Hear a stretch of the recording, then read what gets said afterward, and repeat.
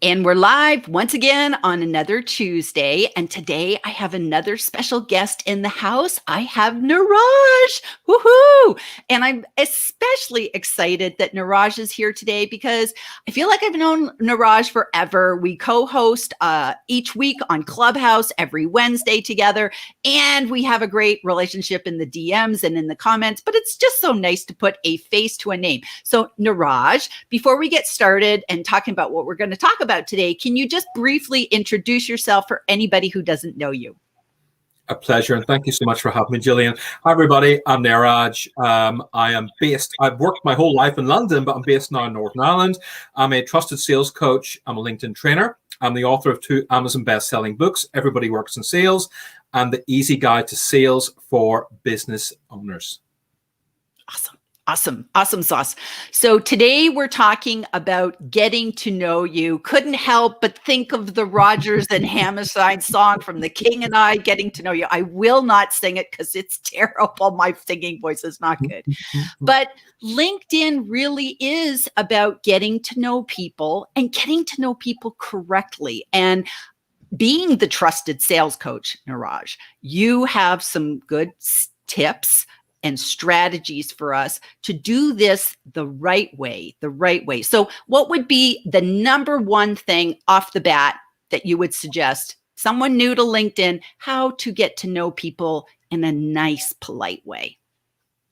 Well, the first thing is you must always focus on quality, not quantity. I have to mention that because every single day, Gillian, somebody says to me, how do I have a large number of followers? How do I get to big numbers?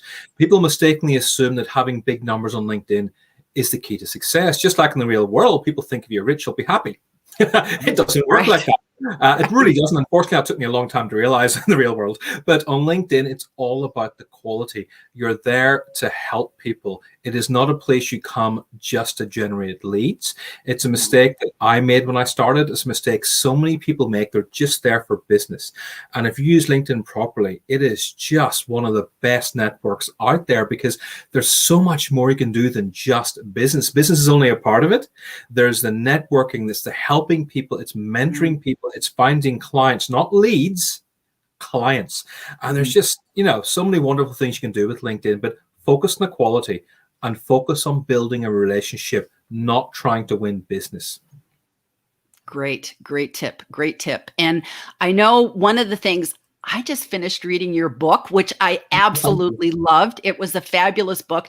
And, here off the bat is why I loved your book from page 1. Number 1, I heard your voice in my head as I was reading it because your voice is very, very distinct. And I could pick your voice out from a crowd. If you lined up a bunch of people, I'd say, that's Niraj. I would know your voice. And so when I was reading your voice, when I was reading your book, I heard your voice in my head. But your book read like a story, and I got to know you, and I felt like I was hopping in the car and journeying through your life with you as you kind of went step by step through your various careers. And your book is excellent because I did get to know you.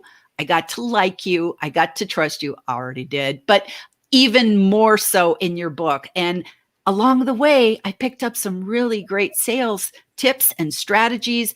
And one of them I liked was at the end about sending emails. And you said, always send an email with somebody's first name, not just hi.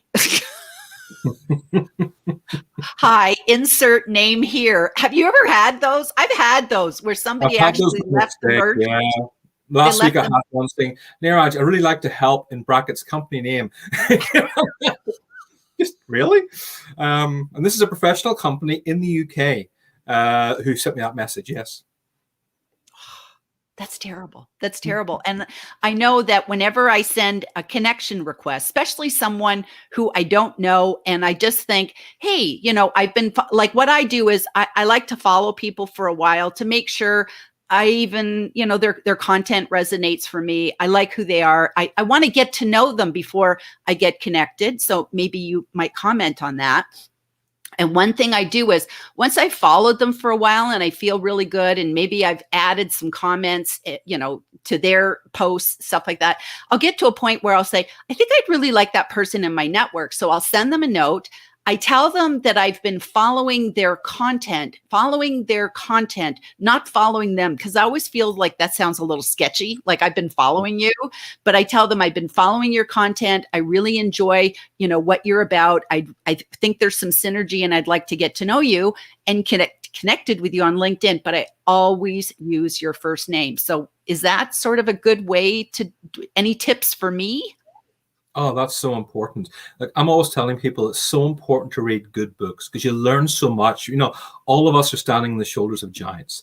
And mentioning somebody's first name, I learned from Dale Carnegie's masterpiece, How to Win Friends and Influence People.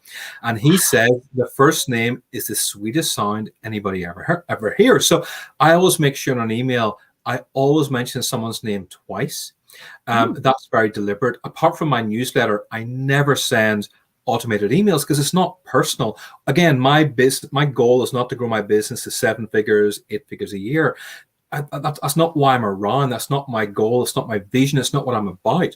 It's to maximize and take such good care of the clients I have, and it's to help them win, and it's to help my clients get results.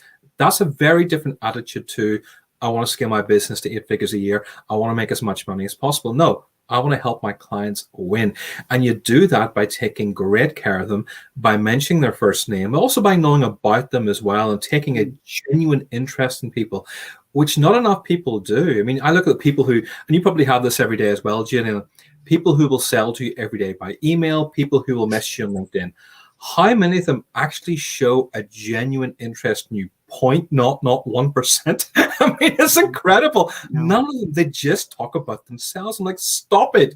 And the people I buy from, I look at everybody I bought from the last year, apart from those that have been recommended to me, anybody else I bought from is because they made the effort to sell to me properly.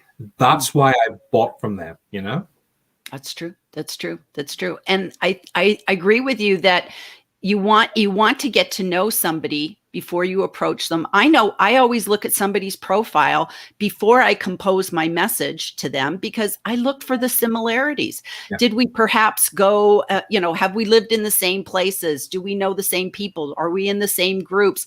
Is there something like, for instance, I will connect with anybody who's in Toastmasters because Toastmasters is like my heart organization. So if somebody is a Toastmaster, that's a huge connector for me. So I think we look for those things as well, the things that will bring us together. Correct? Oh, so important.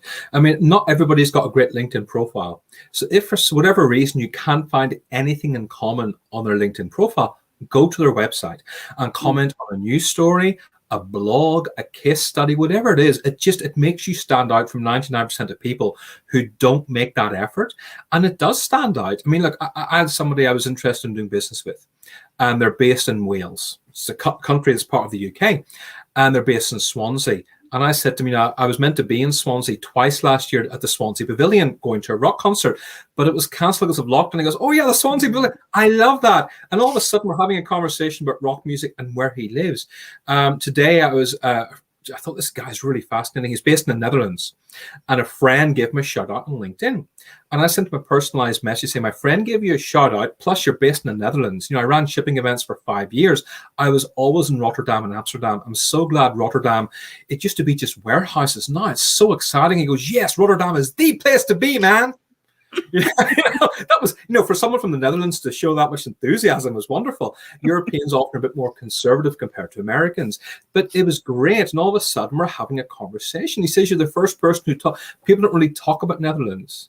Nobody really says anything. I always start off saying hello, H-A-L-O. That's how they say hello in the Netherlands. Just little things like that. Last week, a guy in America said to me, you're the first person to say konnichiwa to me. Because it turns out, looking under his LinkedIn profile, if he keeps scrolling down, it says speaks English and Japanese. Konnichiwa is hello in Japanese. And I said konnichiwa to him, and he went, oh my God, you actually looked at the profile. He was like shocked. And I said, well, yeah, it's on your profile. I'm interested in who you are. I have no interest in just having another connection. I'm genuinely interested. I know I've tried reading and writing Japanese. It's so difficult. I can speak so many languages, but I can't do Japanese. He goes, I know it. And all of a sudden, we're just talking about Japan. And he goes, you know what? You should really meet my boss, because he's really into sales and sales training. And now he's introduced me to his boss, all because I looked at his LinkedIn profile. I made the effort. I did the research. I wasn't trying to do business. I was just trying to make a connection. And this is really important. So be a detective. Be a detective. Go and learn about people before you approach them. And, speaking of books, I read a book once by Larry King, and it was called How to Talk to Anyone About Anything. It's so old. It's so old, but it is the best book. If you don't know, if you're like me, an introvert, and you don't know how to comfortably talk with people, Larry King says, ask questions. And then people think you're the most awesome conversationalist in the world. You never even said anything about yourself. People like to talk about themselves. So asking them questions is a really good way to get to know them, correct? 100%. I say that everybody should always ask questions first, especially at a networking event or when you're doing business, just so you can understand people better. But questions are especially good if you're an introvert. Because bear in mind, when I'm coaching people, I don't coach everybody the same way. Everybody is different. And you don't coach an introvert the same way as an extrovert. So with introverts, I always say that they're very good listeners, very good listeners. They're not necessarily big talkers, but they're very good listeners. And they'll kind of process thoughts a bit longer. And they tend to ask very good questions. Mm-hmm. That's why I like talking to introverts, because you just often have a better conversation, even though you don't expect you will have. That's awesome. And I love that you actually admit you have to coach the introverts and the extroverts differently, because I think not one size fits all, and especially with sales. And I think introverts and extroverts are going to approach sales totally differently. And I think introverts are just naturally a little bit more hesitant to say, oh, I don't want to do sales. But if we have a business, we're doing sales, right? It's like, you don't have to be a salesperson to do sales. We're always doing sales, no matter what our business is. And if we don't get over that, we don't have a business. End of subject. End of subject. Now, I see that we have a few comments. So it's okay if we take a few. Oh, we have a lot of comments. Okay, so we have Miss G. Woo woo. So we've got some good stuff going on here. Hi, Gillian. Lovely to meet you, Niraj. See, you got a lot of fans here, Niraj. So psyched for two of my fave peeps. Hey there, lady.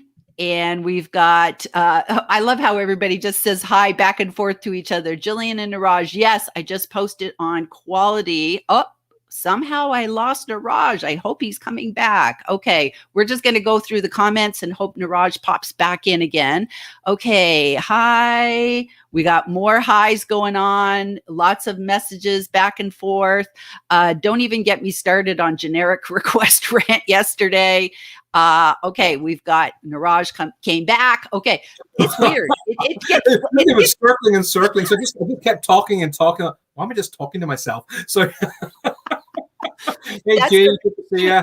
That's a fabulous thing about StreamYard. As long as one person just keeps on going, it's okay. It's okay. So we're just I'm just whipping through some of the comments. So here, G is talking. She did a post about this actually the other day, Niraj, and it actually might be a good talking point. She talks about these generic request rants where she follows up. So just briefly, let me tell you her strategy, because I have the post in my head. If she gets a generic request or nothing, just somebody hits connect, she likes to circle back with them because she's picky. And I think we all should be picky. We're not LinkedIn lions. Nobody just wants to have a gazillion, connections. So what she will do is she will actually say, could you remind me how we know each other? Like, she just kind of bounces it back to ask for a little bit more information. And sometimes she gets people that are very rude, and it's amazing. So how do you handle those sort of, either they don't say anything at all, or it's like, how do you handle those blank requests? What do you do, Niraj? if somebody sends me a generic request saying, "Hi, I'd like to join your network," I immediately look at their LinkedIn profile. And if they're not a business owner and if they don't work in sales, I just say ignore. And if they don't have a photograph, I never accept it no matter what. If they work in Forex or Bitcoin, I don't accept it either, because they're the ones who tend to sell to me nearly always first. And so it's just like anything. At the beginning, you say yes to everybody. But now I get probably, let's just say I get 40 messages a day, 40 requests a day. I'll probably accept about 20 of those. Okay. And that's why of that 20, probably a quarter are personalized. And they're the ones I always follow up with. And the ones that aren't personalized, I'll often leave a quick voice note saying, "Hey, I noticed this about your profile. What made you want to get in touch?" And I'm always surprised number of people who say, "I've been following your content for about 6 months." And I'm like, "You've never commented on my post or liked my post, but you've been following my content for many, many months." I'm like, "Oh, okay, well, thank you very much. I'm happy for you to, comment in the future." "Oh, no, I'm happy just not commenting." So that's okay. Just bear in mind, if you want to grow your profile, liking comments on people's posts will really help grow your personality, grow your brand on LinkedIn, and it helps me. So just bear that in mind. If you don't do it with me, it's no problem. Do it in somebody else's post. But every time you like and comment with 5 words or more, you're helping the other person and yourself. So it's a good thing to do. Right.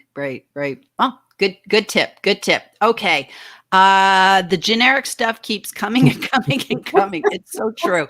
Probably as more and more people, LinkedIn is just growing. And I think lots of people are getting on and they just kind of don't know the lay of the land yet. They're just kind of getting in and thinking, "Oh, is this like Instagram?" They're bringing the rules of Twitter and Instagram and Facebook to LinkedIn. It just doesn't work here. Okay, question. Here we go, Niraj. Can Niraj share his musical inspiration? I still smile when I remember at one point he spoke about his resemblance to Animal from the Muppets. That's very true. I'm like Animal from the Muppets when I play the dramas, only because I get so excited, but also because my eyebrows, because I think during lockdown I hadn't been to a massage parlor in 5 months, so my eyebrows were getting a very dangerous monobrow, and I was starting to look like Animal from the Muppets. My musical influences, even though I have a great love of theatre, like Rodgers and Hammerstein we were talking about, I grew up in the 80s. I was very lucky. So rock music in the 80s for me was just so much fun. It was cheesy. It was feel good. It was the best. So I grew up with Bryan Adams, Aerosmith, REO Speedwagon, Bruce Springsteen, Boston, and Survivor in Europe. That was my music. And then eventually Guns N' Roses and Motley Crue as well kind of joined in. And now I play in a band. My band members are all about 10 years older than me. So they listen to early Fleetwood Mac, The Doors, The Who, The Beatles. Music I never grew up with. I knew who they were, but I never grew up listening to it. But now I play in a band. I'm like, the Beatles are amazing. And The Doors are geniuses. And The Who are superb. And Led Zeppelin are Jimi Hendrix. This guy's in, and so the great thing about playing in a band, G, is that I learned so much about how to put a song together, how to break a song down, how important the drums and bass are. I've always thought the lead guitars and lead singer were the most important. They're not. It's the bass player and the drummer. So I've learned all these things by being in a band, but even then it's all rock music. And that's the music that fills me most with joy and has done so for, the best part of 40 years now. Wow. That's awesome. Okay. Oh, we have another question. Coaching introverts differently is brilliant. See, big fan. And, it's funny, Niraj, I think a lot of us don't realize that some salespeople will coach to different levels. We all see sales trainers and coaches as like, "Oh, you're going to just get out there and teach us one way." So this is actually quite magical because I didn't know that either. So I think that's awesome. Okay. If anyone's still looking for a designer. Yeah. Okay. This is what you don't do. Please listen to what we're saying. Hey, it's a fabulous Sanal. How are you, Sanal? Good to see you. So that's how you do. That was how you do LinkedIn wrong. This is how you do LinkedIn right. She's brilliant. So, and isn't that lovely? She's watching us on YouTube because we're co-streaming at the same time. So that's really nice to know. Yay. Okay. That's a good example of when you're doing business on any medium, being likable is half the thing. Sanal doesn't do what I do. but I like her. She's just a really nice person. And I find sometimes just looking at her posts, looking to see what she's done so I can like and comment and support her, even though we're in completely different industries, completely different. I support her because she's a nice person. And you're always looking out for people like that, Gillian. You always are. Yes. It's why I actually actively look for your posts. I look for Lauren's posts. You know, Sarah, who we all know is also a LinkedIn trainer like I am. I still like and comment on her posts and support her posts and retweet her on Twitter, because just it's nice to support good people. And I that's the agree. kind of, I'm at a stage in my life now where that's what matters so much to me. It really does. Right. And I know that you do a lot of posts that let people get to know you that have nothing to do with business. You will talk about personal things. You had a post that a couple months ago was almost, maybe it was viral, that went crazy Yeah, because that was it viral. resonated for people because you were talking about something that was just going on in your own life, and you reached out and people reached out to you. So you connected with people just as a human being, and people, they need that. We need that. We need to, it's all part of the marketing angle of getting to know, like, and trust you. You have to then sometimes bear a little bit about what you are and who you are. Is there anything that's off limits that you would never recommend people, like, that's getting to know you too much? Is there anything that you'd say is too far? It's interesting because a lot of the women I coach, because most of my clients are women, and a lot of them say, look, I'm never going to talk about my children. My private life's my private life. That's the way it is. Whereas men are like, I have no problem putting a picture of my kids in there. I'll get it's interesting, the dynamic that men really couldn't care less. Whereas women are just naturally, I think, more protective of their children, saying, look, I'm not going to talk about that. It's personal. And I think also when men talk about their kids, they're seen as being quite awesome. Yet when women talk about their kids, they don't get the credit I think a lot of the time they should get on LinkedIn, which I think is quite an interesting dynamic. And I only talk about my experiences, Gillian. And because I spent so much time in 2019 and 2020 battling depression and battling mental health because of my divorce, I started talking about it, and I was surprised number of people who resonated with it, they connected with it. They said, oh my God, I've been through that. Or in many cases, Niraj, you're such a positive person, I had no idea you were in pain. And that post you just mentioned there is my first ever viral post. It got over 100,000 views. That's never, my post get between 5,000 and 10,000 views. If I do a really good post, maybe 20,000. This got 110,000 views. It was about 1,600 likes and about 400 comments. I mean, that's insane. Plus, I got about 300 personal messages. It took me almost 2 days to reply to everybody. So be aware when it goes viral. I didn't just want to ignore them. I wanted to say thank you. And I picked up about, 350, 400 followers off the back of it. Mainly people saying, I've been through loneliness. I know what it's like. I've been divorced and lost. Thank you so much. So many people wanted to talk about a problem they had and didn't know how. And that post inspired them. And for me, that was the best part of it. The fact that so many people didn't know what to say about a particular problem they had. And me talking about something deeply personal, the difficulty of being lonely at my age and the difficulty of finding somebody and how much that hurts you and how difficult it is sometimes. It just resonated with so many people. I was quite surprised it did that well. I really didn't expect it to do that well. But it did, because loneliness is something people understand, Yes. Immensely so. And I absolutely applaud you for that and cheer you on for that. And that's like when I read your book, it's like, we go through the high points, then there's low points, then there's high points. And I cheered along with you every step of the way because it's a human story. And I think sometimes we feel we can't ever show that we're vulnerable. We have to say, oh, we're making $1 million.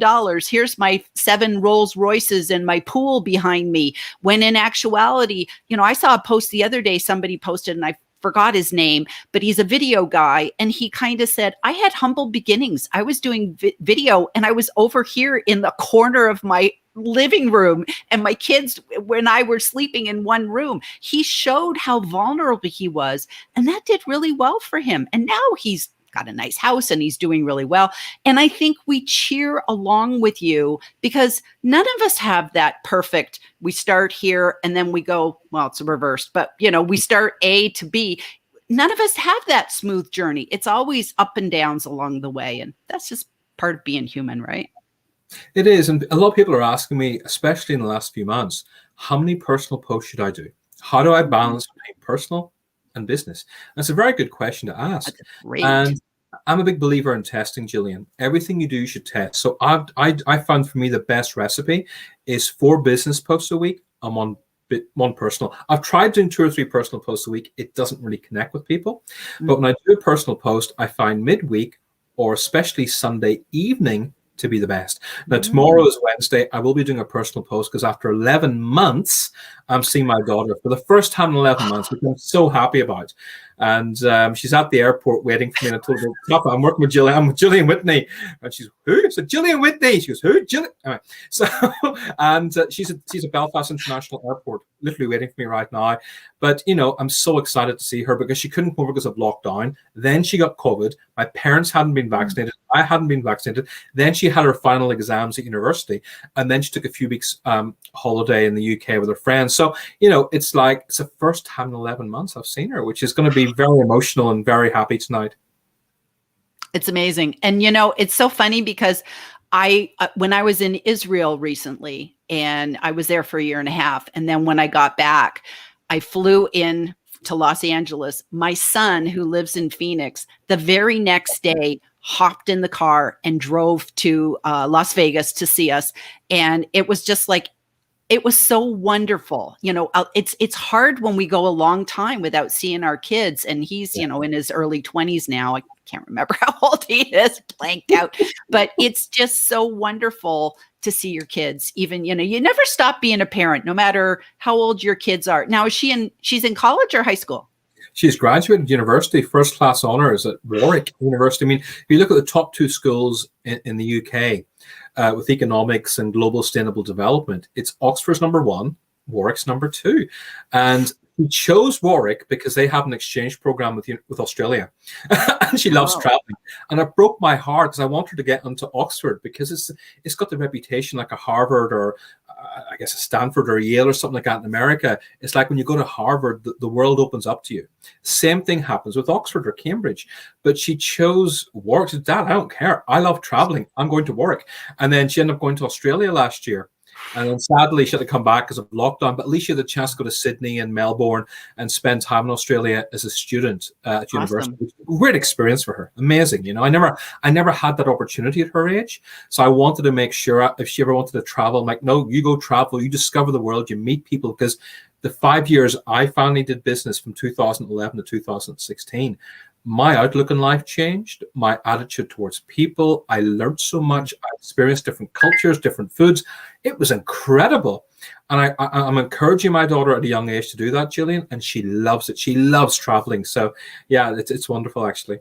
That's awesome. And, you know, and that was one of the things you talked about in the book is your love of travel and how you highly recommend it. So here's the big question. Is she got a LinkedIn profile? She will have in the next 2 weeks. I'll be introducing her on LinkedIn because she called me up recently saying, I think you do something. I've heard you mention LinkedIn once or twice. I said, yes, thank you. Because again, kids that age do not listen to a word you say. They don't. You talk about work. And I just blank out. And I said to her, yes, it's how do you think a university was paid for? It's half my income is LinkedIn training. Half my income. It used to be 20%. And then since lockdown, it's gone up and up, and it's now 55% of my revenue is LinkedIn training. So yes, I'll be spending probably at least a half day with her, if not longer, working with her on her LinkedIn profile because she has to go looking for a full-time job now. So we're going to be spending time the next week. Obviously, I've got the Titanic. I'll be taking her to the Titanic building. I'm going to be taking her to the coast for a few days, taking her to the Armagh Planetarium. We got loads of geeky, arty gallery, you know, because that's the kind of stuff we love. Mother-daughter stuff. Yeah, old bookshops, galleries, planetariums, history. These are the kind of things we love doing together. It's the only things we do together, really, because everything else we do, like music and movies, everything is so different between us. But the kind of the arts is the kind of things we have in common. That's nice. That's nice. Oh, how touching, how touching. Okay, well, we should probably sign off. so you can get to the airport and you can see your daughter, and she Listen, won't hate me. We I've don't made want her to notes. hate I've me. made notes about LinkedIn. No, you can't sign me up. You have to give me 2 minutes at least. I made notes specially for you, Gillian. Okay, well, we have way too many comments, so I'll address the comments after the show. I want you to give us some parting words of wisdom. So you've got your notes, Niraj. What's the thing you want us to all walk away with? Okay, so do your research on LinkedIn always. If they haven't got a good LinkedIn profile, research their website first and reference a news story or a blog. Always do personalized invites. If you want to connect with somebody, make sure you like and comment on their posts at least twice before you send a personalized invite. And even when you send a personalized invite and they accept it, please don't sell to them yet. Like and comment on their post at least once more. And when it is time to sell, I find shooting a personalized video just like this on your phone to say, hi, it's Niraj here. Thank you so much for accepting my invite. I've liked and commented on quite a few of your posts so far because of, give the reasons why. I'd love to share some sales resources with you, but I have no idea what you want. So I can't really sell anything to you. In fact, we may not even be the right fit, but if you can tell me the biggest challenges you're having, I'd love to share some resources with you. And that's how I connect with people. And I have a 60% response rate. That is massive. 60% doing a personalized video. Now, if you're introvert, that's going to be quite difficult to do. So I recommend you get the LinkedIn mobile app, go to the person's profile, click message, hold down the microphone icon, and leave a voice note. Because with a voice note, your tone, your energy, your passion, your enthusiasm, or if you're an introvert, your intelligence, your thoughtfulness, but still your tone, it all comes across. So think of using a LinkedIn voice note. That's very, very important. Think also, lastly, of the person you're selling to. This is very important. When you sell to a CEO or a board director, you talk about vision, profit, loss. When you talk to a financial director, it's profit and loss. You talk to somebody in HR, it's about staff well-being.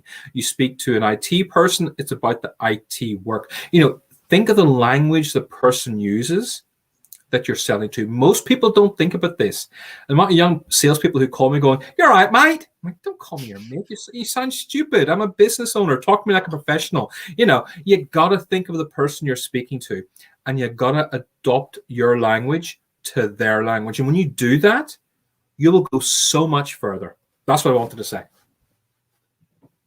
Awesome. That was absolutely awesome. So thank you very much for that summary.